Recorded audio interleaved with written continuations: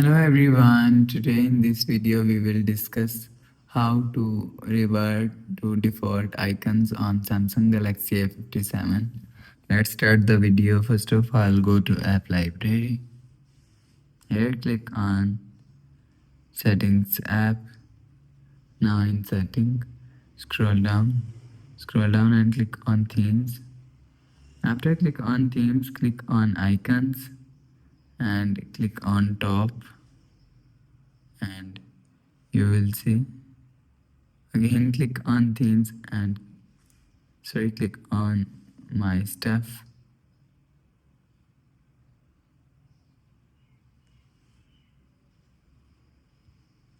Click on Default and you will see. After applied default icon, so that's how you can revert to default icons on Samsung Galaxy A57. If you like the video, please subscribe. Thanks for watching.